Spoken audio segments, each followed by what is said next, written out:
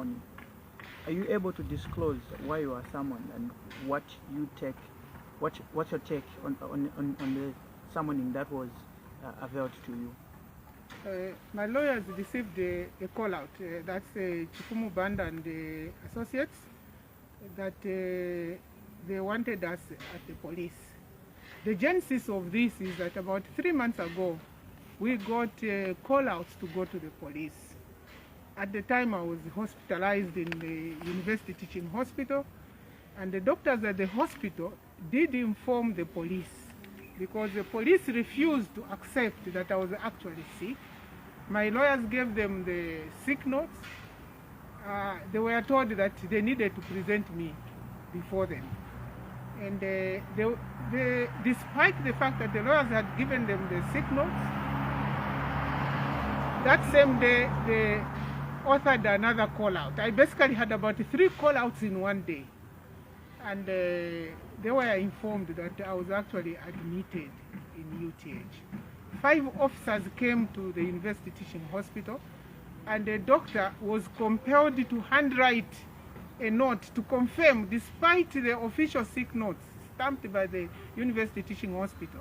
The doctor was compelled by the police to write a handwritten sick note and explain to the police that I was actually in the ward. They actually came into the hospital with my lawyer. So there were 5, and plus my lawyer 6. And the doctor says, my patient is here, and it's not possible for her to come to the police now. So that passed. I went for treatment out of the country. I've come back, hardly about 10 days. My lawyer has got a call out. So he told me that, look, let's go. You hear what the charges are. Because this is persistent. It could be anything. Let's go. So we went today as obedient citizens, and we were interviewed by a team of 3 officers, I think an assistant commissioner, inspector of police, and an inspector. And they read the charge.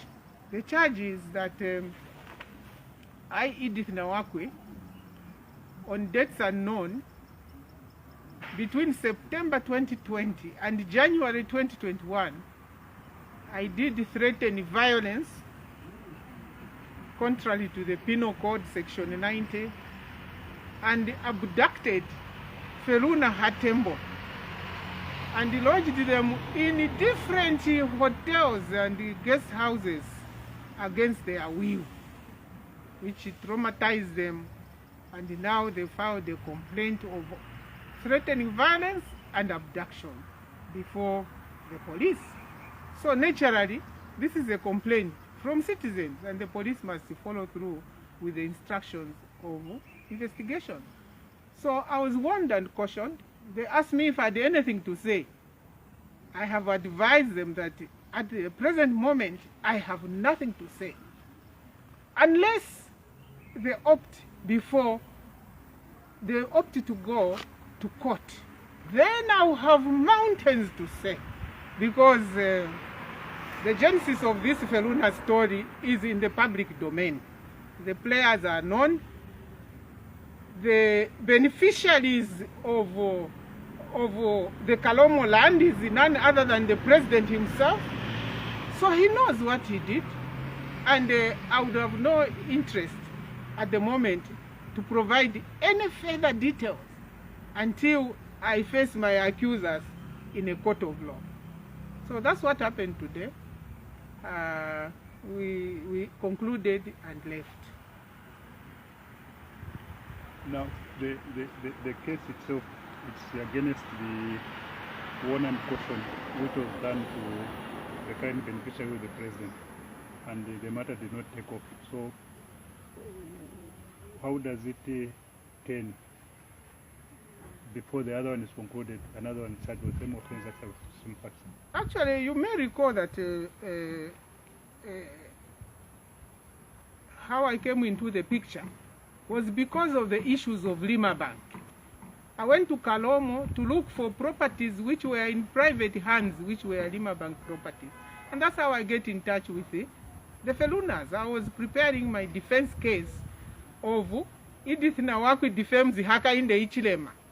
And I was preparing it, and it was well prepared. In fact, if journalists take their time and go to the High Court, our affidavit was watertight. We were really looking forward to see Hakainde Hichilema prosecuting his case of defamation by EDITH NAWAKWI.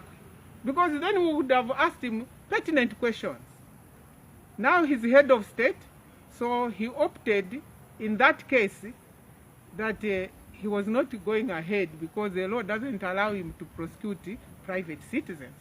But in between that, I have had threats from Margareta, who wrote to me and said that I should respond within 7 days, that I defamed him when I said, and I quote, that the last persons to be in custody of the Felunas were UPND themselves.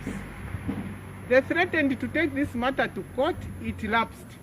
Then they wrote another one. Their lawyer just came and threw a document outside in the rain. I didn't pick it up. And I've been waiting for them to go to court. Because look, everyone has a right in court to defend and put their case first. So I've been harassed and harassed by their members on the press, by these people who think in their compensation scheme, some people were not included. And if you recall, the question here is, there were a lot of people, there were NGOs who were running around in circles with them in hotels, in different places in the bush. Now they say that even as though they were in Kalomo and Choma in the bush doing those videos with Vitukule, Nicholas Peter and them, I was still threatening them, but they were in the custody of other people. So, I mean, I'm saying that, look, this is no time for giving them chance to think that they can run away. I'm actually elated that even though the president dropped his case on defamation, he has opted indirectly through Feluna and Milton to be in court. So we will meet each other in court, and I hope that they have their defense. You see, there was a time when I was accused of defaming a president, and I said we meet in court. We went to court. They dropped. I hope this time they are not going to be talking of what do they call it? When you are accused, put on defense, they come back and say, no, we are not proceeding. No. The knowledge. I don't want a knowledge. Let the police take this matter to the DPP, proceed. I don't want a knowledge. If you are going to put a knowledge, don't even start, because it won't work. But what's your general feeling? Is it because of the statements you've been making to the media that they want now to follow up on this case on you? Precisely. Hakainde Hichilema is such a person whose ego is larger than Zambia. And he thinks that he can shut everyone up. Because look, I mean, just face it. He can't manage this country. He's incompetent, he has no skill, he has no acumen of being a head of state. Nothing. Because his preoccupation is which next politician is going to inconvenience. Some of these cases, they have the power, they can arrest me, they can lock me up. It only serves as an inconvenience. To convict is another issue, because the conviction is on the basis of facts. And the only reason that Hakainde Hichilema is behind this hoax is that he's just scared of his shadow. And this is the nature of men who are not fulfilled in life. He thinks that being president is the best thing, and all of us must shut up and start clapping for him and say, no, some of us can't. Some of us can't. He comes from Wengwa. He was brought up in a village He needs to understand that his duty is to the village, to the people on the street, to the hunger that is befallen this country, unprecedented suffering. That's his duty.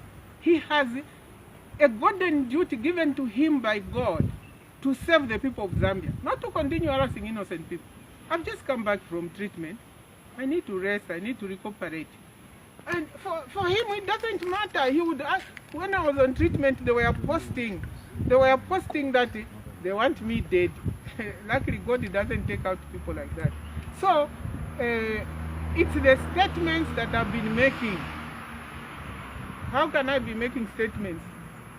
I must shut up. People must die of hunger. Who is going to speak for the people of Zambia? Who is going to speak for the people of Zambia? And I want to say, listen, Zambians, get up. Let's start a movement to get Hakainde out of office. And that movement should be very serious. It requires sacrifice. It requires dedication. It requires service to the nation. This president has reintroduced colonialism. When in 59 years did you ever think that State House will be populated by foreigners? We chased foreigners in the First Republic. Now he's much more secure being guarded by a foreign national than his own citizen. Security in the people is in the people of Zambia. And there are many leaders in the world who will confirm that security is not about guns and what. Security is about the stomach. Security is about food. Food, defense, and medicine, that's what constitutes security. The fourth angle in that realm is that the people must be happy. But this is a president where you go to the market, you go to the river, you go to the field, everyone says, Tatinkanawa Hakainde. Talemanao. He must go, he's fake. And I agree with them. I'm just reporting. Do you hope to see the president in For the court what? of law? For what? For what? I have no time on my agenda to see him. If he is a president who says, today I'm going to Kanakantapa to talk to women on how to grow soya, I would be running after him. If today he says, this afternoon, call me, you've been complaining about UTHCD, cancer disease hospital, there's no medication, I'd be running after him. Do you know that in this country, at this hour, there's no functioning CT scan in the hospitals? Not one. People are queuing up at minor Soko. People are dying on the queues. There's no medicine.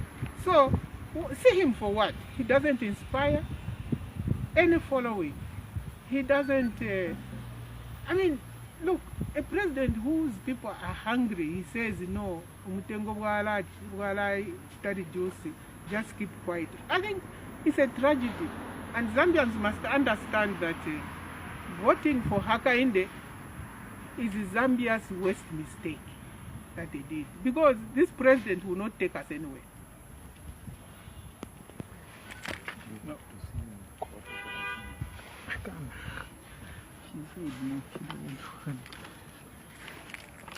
Okay. So, coming back to the charge where we've been warned and cautioned, the law requires that the first complaint be exhausted.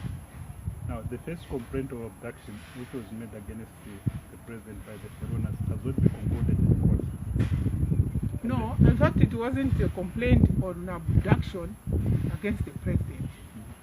The Felunas' arrival in town was a complaint about the fraudulent acquisition of Farm 1724 in Kalomo, which did belong to the late Hatembo, the father to Feluna, and that Feluna was in fact the administrator. And she argued at the time, and it's on court record, that she had never met Hakainde, she had never signed any contract with Hakainde. That was the complaint. So, the next complaint was about missing persons.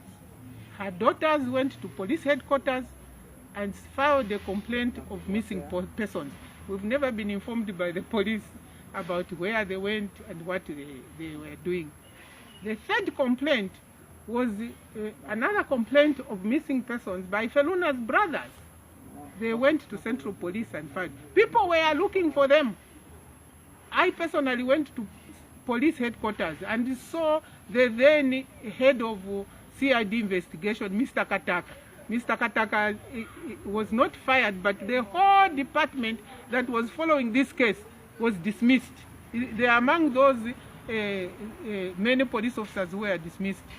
Their argument was that these were the people who wanted Hakainde to be arrested. You understand that? So there were complaints of missing persons. I was never in the picture.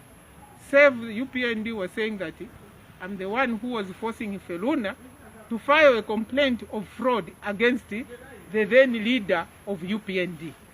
That was what was there.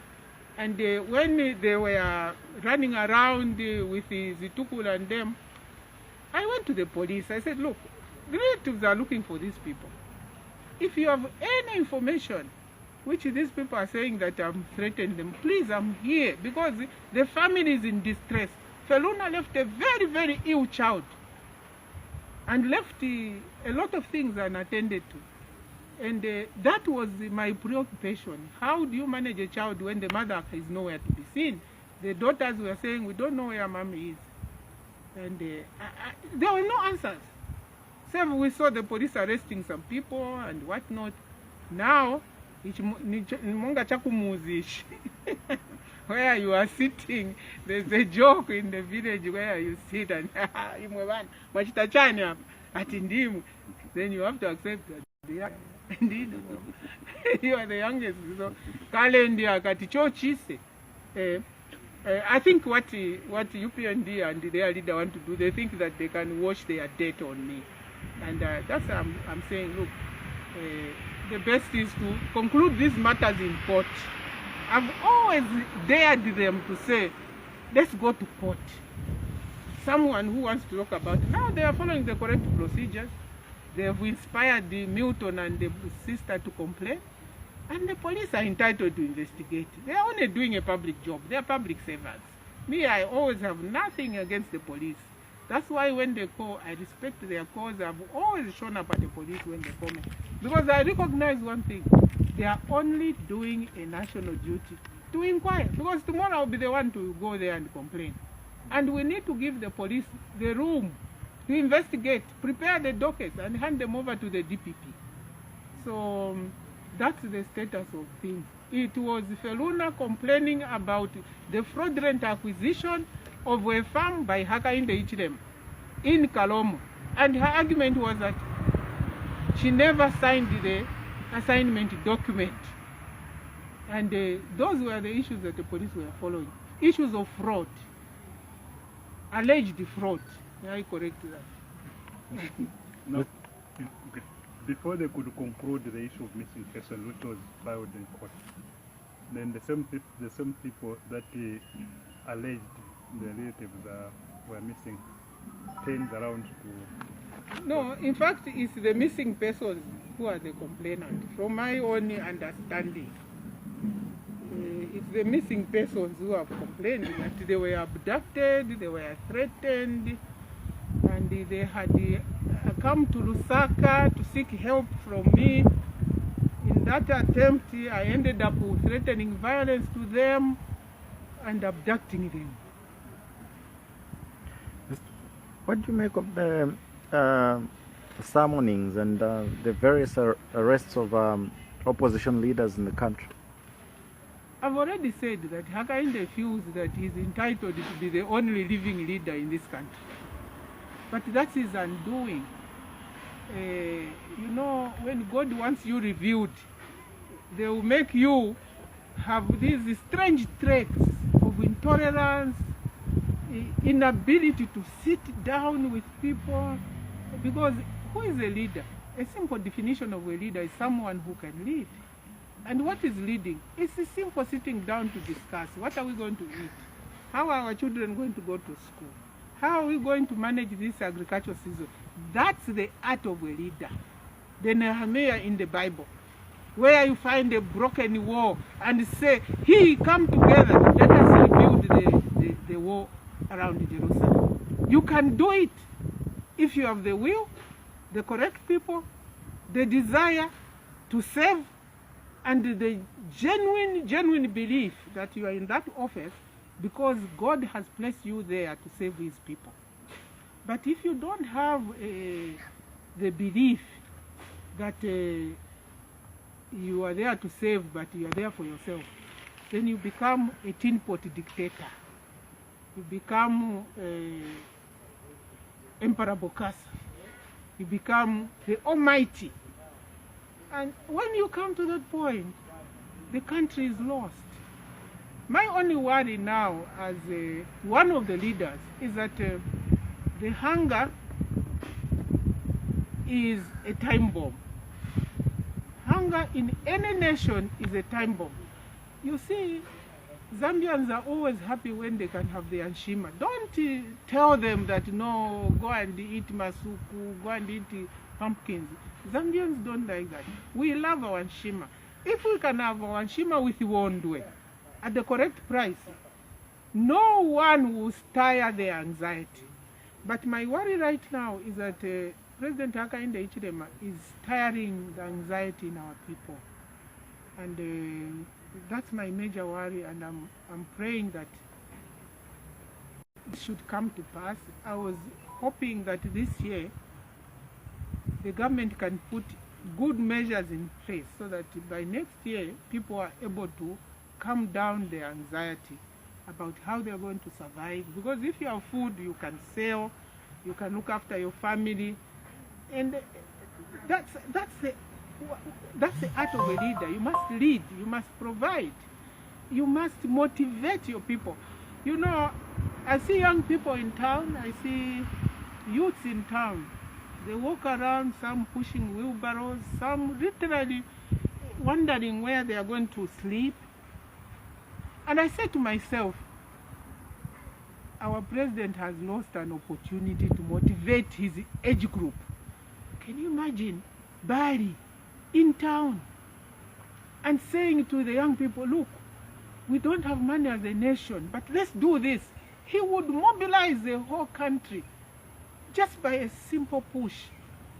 But he's busy flying. Today he's in Israel, Nairobi, Dubai. He's much more comfortable with some of us. He's not comfortable with his own children and young brothers and sisters on the street. And for me, that gives me pain, because this is our age group. He left us in awe. He has left us wondering what we did to God to deserve him as our leader. So it's a big challenge, but Zambians are patient. And I believe in the spirit of a Zambian to work hard. Zambians don't want to beg. Zambians want to be facilitated to work for themselves. And this government, this president, is incapable of mobilizing productive power from the people of Zambia. Thank you very much.